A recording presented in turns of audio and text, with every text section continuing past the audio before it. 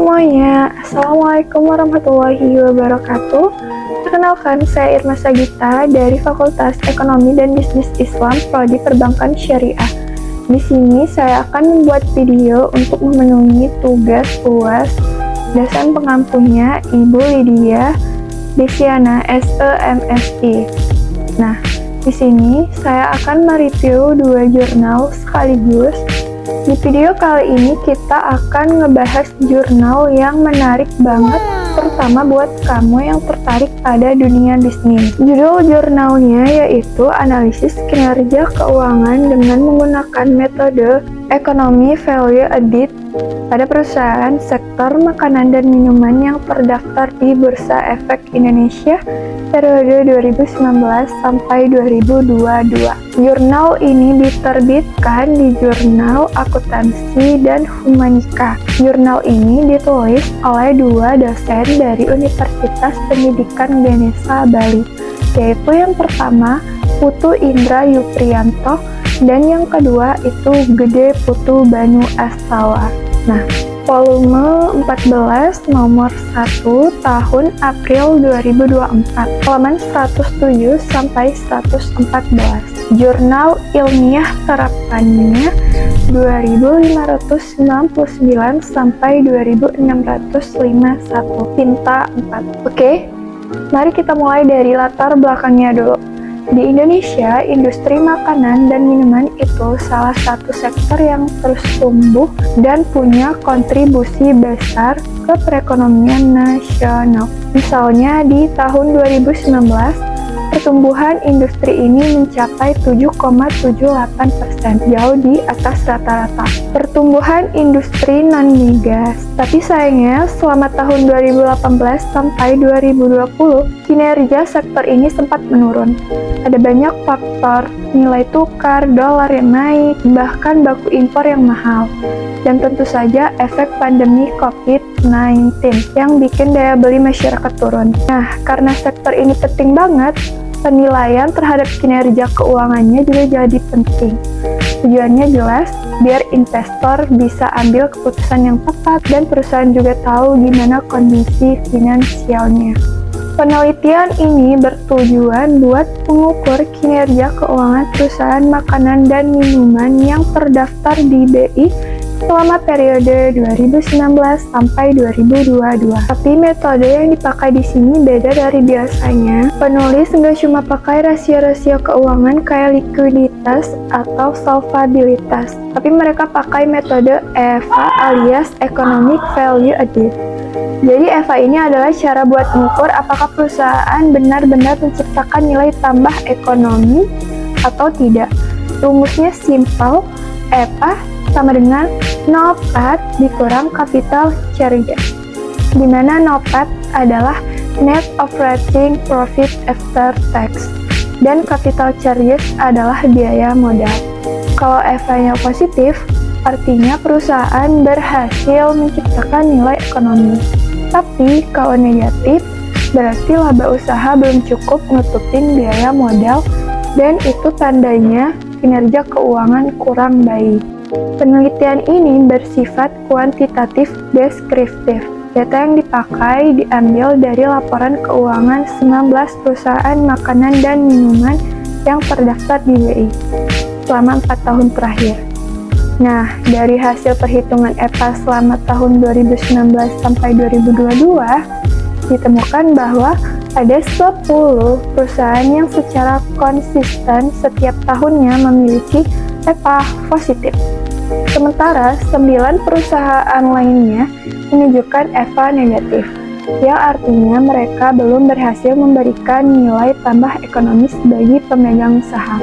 Salah satu perusahaan dengan performa terbaik adalah PT Siantar Top Tbk. Bahkan pada tahun 2020, nilai EVA mereka mencapai lebih dari 100 miliar rupiah. Angka yang luar biasa meskipun fluktuatif. Siantar Top tetap menunjukkan kinerja positif dari tahun ke tahun. Penelitian ini menjelaskan bahwa EVA merupakan alat ukur yang lebih relevan untuk kondisi pasar saat ini. Kenapa? Karena Eva mempertimbangkan biaya modal secara nyata, bukan cuma laba di atas kertas. Jadi, meskipun laba perusahaan besar, kalau biaya modalnya juga tinggi, maka bisa saja nilainya tetap negatif. Di sini, kita jadi bisa benar-benar melihat perusahaan mana yang efisien dalam mengelola aset dan modalnya. Nah, next kita akan membahas kelebihan dan kekurangan jurnal ini. Kelebihannya yang pertama itu topik aktual dan relevan dengan sektor strategis di Indonesia. Yang kedua, data empiris yang lengkap mencakup 4 tahun analisis. Yang ketiga, tabel perhitungan Eva yang rinci dan jelas. Yang keempat, implikasi teoritis dan praktis disampaikan dengan baik. Lalu yang kelima, metodologi sesuai dengan tujuan penelitian. Nah, kalau kekurangan jurnal ini, yang pertama itu pengulangan redaksi. Misal pada abstrak, kalimat metode disebut 2 kali. Lalu yang kedua, minimnya analisis penyebab perbedaan Eva antar perusahaan. Tidak membahas faktor internal, misalnya strategi bisnis, efisiensi operasional, atau eksternal, misalnya inflasi, nilai tukar, secara spesifik. Lalu yang ketiga, tidak ada visualisasi grafik tren yang bisa memperjelas dinamika Eva. Lalu yang terakhir, sampel tidak diklasifikasikan berdasarkan skala usaha, subsektor, atau struktur kepemilikan, padahal ini dapat memperkaya pembahasan. Berdasarkan hasil analisis, bisa disimpulkan bahwa metode Eva ini berhasil menunjukkan kondisi keuangan real perusahaan. Dari 19 perusahaan yang diteliti, hanya 10 yang benar-benar menunjukkan performa keuangan yang baik secara ekonomis. Yang menarik, meskipun nilai Eva berfluktuasi setiap tahun, selama nilainya positif, perusahaan tetap dianggap sehat. Saran untuk investor, pilih perusahaan yang punya nilai Eva positif dan nggak terlalu banyak fluktuasi. Itu tandanya manajemen keuangan stabil dan efisien. Saran untuk manajer perusahaan, perhatikan struktur permodalan dan efisiensi operasional. Jangan cuma ngejar omset, tapi juga pikirkan biaya modal, karena makin kecil biaya modal, makin besar peluang menciptakan nilai ekonomis. Nah, saran reviewer, yang pertama itu tambahkan grafik tren Eva per perusahaan agar pembaca dapat visualisasi yang lebih kuat. Lalu yang kedua, perbaiki redaksi dan hindari pengulangan. Lalu yang ketiga, tambahkan analisis penyebab Eva negatif untuk beberapa perusahaan. Lalu yang keempat, lakukan klasifikasi sampel, misalnya makanan PS minuman, BUMN PS swasta. Lalu yang terakhir, sertakan referensi internasional untuk memperkuat kajian teoritis. Nah, segitu dulu pembahasan kita soal jurnal ini. Menarik banget, bukan? Gimana metode Eva bisa mengasih insting lebih dalam tentang kondisi finansial sebuah perusahaan. Buat kamu yang lagi riset, metode ini bisa banget kamu pakai, dan buat investor ini bisa jadi pertimbangan penting sebelum beli saham di sektor makanan dan minuman. Next, kita akan membahas jurnal yang kedua yang berjudul Penilaian Tingkat Kesehatan Bank, Pendekatan Kamel dan RGEC, Studi Kasus Bank MyBank Syariah Indonesia periode 2011 sampai 2016. Nah, penulisnya yaitu Erika Amelia dan Astiti Chandra Aprilianti. Jurnal Akuntansi dan Keuangan Islam, volume 62, Oktober 2018, halamannya 189 sampai 207. Simpa 4. Penelitian ini bertujuan menilai tingkat kesehatan PT Bank MyBank Syariah Indonesia menggunakan dua metode Kamel dan RGEC. Mengetahui perbedaan hasil penilaian dan rasio dari kedua metode tersebut selama periode 2011 sampai 2016. Jenis penelitian studi pustaka. Sumber data sekunder berupa laporan keuangan dan laporan good corporate governance Bank MyBank Syariah Indonesia tahun 2011 sampai 2016. Analisis menggunakan metode Camel dan RGSC untuk menilai aspek finansial dari manajerial bank. Sebelum masuk ke jurnalnya, kita bahas dulu kenapa penting banget ngecek tingkat kesehatan bank. Bayangin aja, kamu naruh tabungan atau investasi di suatu bank, terus ternyata bank itu nggak dikelola dengan baik dan ujung-ujungnya kolaps.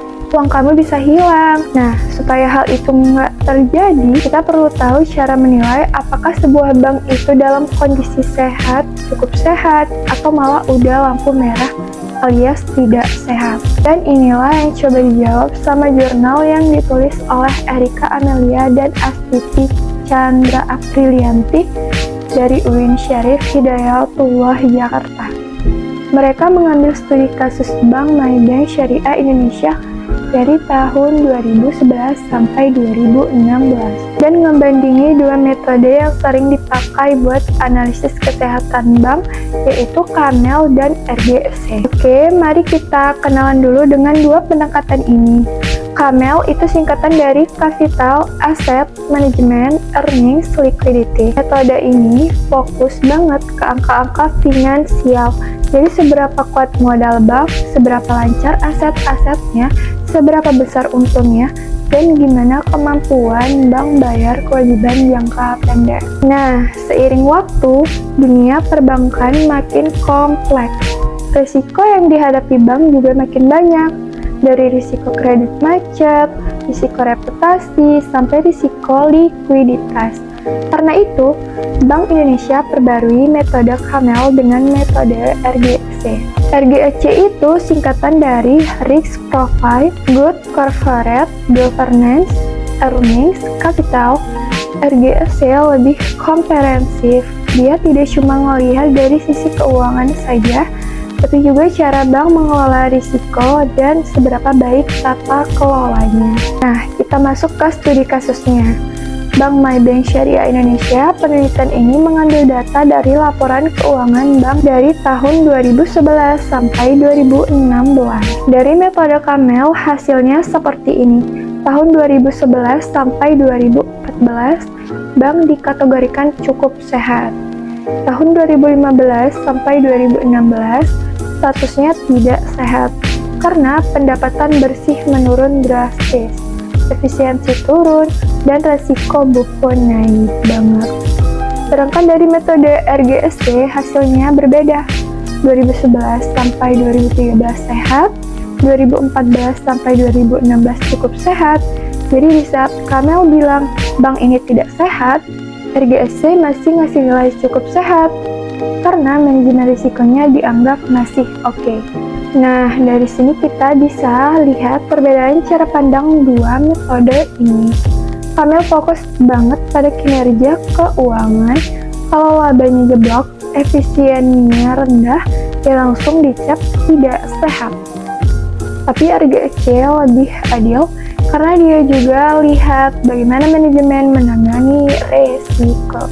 Jadi walaupun ada masalah di keuangan, tapi kalau risiko dikelola dengan baik, bank masih dianggap cukup sehat. Contohnya, pada tahun 2015 sampai 2016, meskipun Bank MyBank Syariah punya masalah serius di sisi laba dan efisiensi, RGSC tetap kasih nilai cukup sehat. Karena dari sisi risiko dan tata kelola, mereka masih bisa survive. Jadi mana yang lebih bagus? Menurut penulis jurnal ini, RGSC adalah metode yang lebih tepat untuk zaman sekarang. Kenapa? Karena RGSC lebih menyeluruh dan realistis. Camel cenderung hitam putih. Untung sama dengan sehat, rugi sama dengan tidak sehat. Tapi RGSC bilang, oke, kamu rugi, tapi kalau kamu punya sistem manajemen risiko yang kuat, kamu masih bisa dikasih nilai cukup. Dan ini make sense banget. Karena di dunia nyata, nggak semua masalah keuangan berarti perusahaan itu gagal. Yang penting adalah apakah mereka tahu cara mengelola risiko dan punya strategi keluar dari masalahnya. Next, kita bahas kelebihan dan kekurangan jurnal ini. Kelebihannya yang pertama, komparatif dan mendalam. Menganalisis dua metode populer penilaian kesehatan bank. Lalu yang kedua, periode panjang sampai 6 tahun. Memberikan gambaran menyeluruh atas dinamika performa bank. Lalu yang ketiga, analisis rasionya rinci. Penulis menyajikan dan menjelaskan fluktuasi masing-masing rasio secara tahunan. Lalu yang keempat, itu ada relevansi praktis tinggi. Memberikan informasi penting bagi manajemen bank dan otoritas pengawasan. Nah, kekurangan jurnal ini, yang pertama itu datanya terbatas. Beberapa elemen dan RGST seperti 10 jenis risiko inherent tidak dinilai karena keterbatasan data kuantitatif. Lalu yang kedua, tidak menyertakan visualisasi. Grafik tren ROA, FDR, atau CAR akan sangat membantu pembaca. Yang ketiga, penilaian manajemen kurang aktual. Karena tidak menggunakan instrumen survei, analisis manajemen hanya diwakili rasio NPM. Lalu yang terakhir, tidak ada benchmarking. Tidak dibandingkan dengan bank syariah lain sebagai pembanding. Lalu, saran reviewer, yang pertama itu lengkapi penilaian risiko. Sebaiknya penilaian RGSC mencakup semua jenis risiko, bukan cuma 2, NPF dan FDR, supaya hasilnya lengkap. Lalu yang kedua itu tampilkan grafik. Akan lebih mudah dipahami kalau ada grafik untuk menunjukkan naik turunnya rasio seperti ROA atau CAR setiap tahun. Lalu yang ketiga, bandingkan dengan bank lain. Supaya tahu posisi MyBank Syariah di industrinya, sebaiknya dibandingkan juga dengan bank syariah lain. Lalu yang keempat, penilaian manajemen. Jangan cuma pakai angka rasio NPM. Belum cukup mewakili kualitas manajemen. Bisa ditambah analisis dari laporan GCG atau wawancara kalau memungkinkan. Yang kelima, berikan solusi nyata. Hasil analisis sebaiknya diikuti dengan saran konkret bagi pihak bank, bukan cuma deskripsi hasil. Lalu yang terakhir, bahasa dan penyajian perlu dirapikan. Ada bagian yang bahasanya agak berbelit dan berulang. Bisa diringkas agar lebih enak dibaca. Oke, segitu saja pembahasan kita tentang jurnal ini. Gimana? Udah kebayangkan gimana pentingnya metode penilaian yang komprehensif di dunia perbankan? Kalau kalian suka dengan video ini, jangan lupa untuk klik like, tinggalkan komentar, dan share ke teman-teman kalian. Sampai ketemu di video jurnal berikutnya. Dan tetap cerdas memilih, cerdas membaca data, dan cerdas mengelola risiko. Bye! Wassalamualaikum warahmatullahi wabarakatuh.